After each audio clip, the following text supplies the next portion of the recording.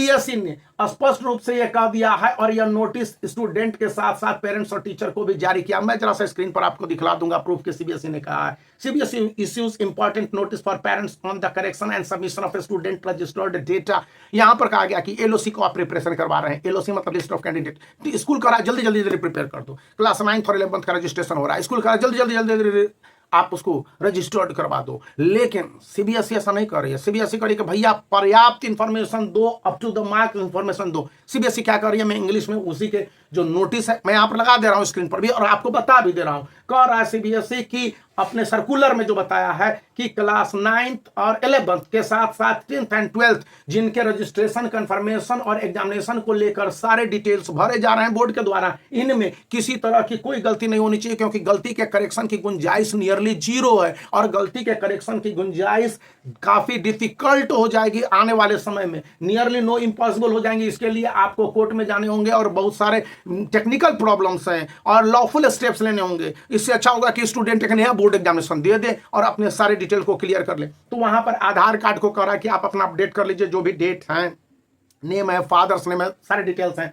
और इसके साथ साथ central board of secondary education ने नोटिस जारी करते हुए कहा है पेरेंट्स को कि भैया आप जो रजिस्ट्रेशन स्टूडेंट का करा रहे हो या बोर्ड एग्जामिनेशन के लिए उनको नोटिफाई करवा दियो। बोर्ड एग्जामिनेशन के लिए सारे जो आप डिटेल भरवा रहे हो, स्टूडेंट जाके स्कूल में भर दे रहे हैं, स्कूल अपने मन से भर दे रहे हैं, तो वहां पर आप सतर्क रहो, क्योंकि यहां पर LOC class 10th and class 12th का एलओसी मतलब list of candidate for final board examination 2025, जो बोर्ड 2025 बोर्ड एग्जामिनेशन में भाग लेंगे class 10th and class 12th के स्टूडेंट, उनके लिए है कि वे पूरे accurate name, spelling, address and all the concerning and pertaining information data को क्लियर किए जाएं, जो कि स्टूडेंट के लिए बोर्ड एग्जामिनेशन में सक्सेसफुल रजिस्ट्रेशन या उनके फॉर्म फिलअप के लिए जरूरी हो। यह नोटिस कहता है कि अगर किसी तरह की कोई गड़बड़ी हो जाती है तो उसमें फंसने के डर स्टूडेंट्स के रहेंगे और सारी दारोमदार पेरेंट्स की होगी। यहां पर स्टूडेंट से डिक्लेरेशन ले लिया जाएगा कि हाँ आपने जो डिटेल भरा सो सही भरा, स्कूल की कोई जिम्मेवारी नहीं। अब स्कूल एक मिडिल मैन हो जाएगा, बस आपके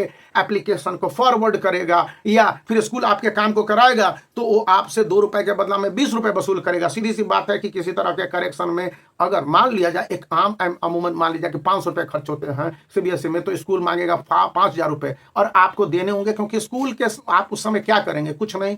तो इसी बीच यदि आप बोर्ड एग्जामिनेशन की तैयारी में जुटे हुए हैं तो आपके लिए मोस्ट लाइकली क्वेश्चन बैंक काफी उपयोगी है class 10th and class 12th के लिए। ओसवाल गुरुकुल के हैं 2025 के लिए और इसमें ओसवाल लो का काफी इंपॉर्टेंट योगदान है, जहां पर ऑनलाइन सपोर्ट भी मिल रहा है। तो ये बुक सिलेबस के साथ आते हैं और लेटेस्ट सीआईएसई के सिलेबस के साथ है।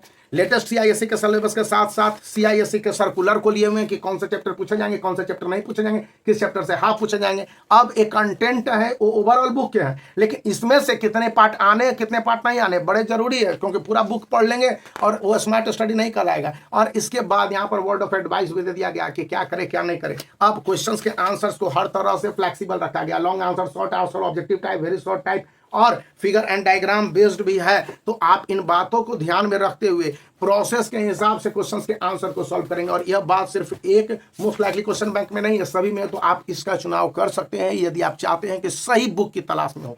अब सीबीएसई ने फाइनल क्या कहा है अपने नोटिस में। सीबीएसई ने कहा है क्लास 9, 10th, 11th, 12th के स्टूडेंट को अवेकन होगा, उसके लिए पूरा डिटेल है, point wise. Be attentive when agreeing to the information for registration and LOC. आप रजिस्ट्रेशन करा रहे हो क्लास 9th एंड 11th के स्टूडेंट या list of candidate class 10th and 12th के भर रहे हो, पूरी तरह से अवेयर हो, आप कंफर्मेशन दे दोगे और आपका फाइनल मान लिया जाएगा। The personal data of your child should be correctly filled in for registration and LOC. याद रख लो दोनों स्थिति में all the names that expanded form may be filled in and not short names as in future में many places documents in expansion form and required. मैं सारा detail दे दूंगा, पूरा पढ़ने लगूंगा तो ये वीडियो 10-15 मिनट का हो जाएगा और ये डिटेल है जो कि आपको बता दिए जाते हैं। यहां पर यह भी बताया गया it is the full responsibility of the parents as well as the student that the data submitted should be correct, not the school, neither the school would be responsible. The parents also requested to visit the school and support and correct them in the timely submission of the registration and LOC, as once the data is over no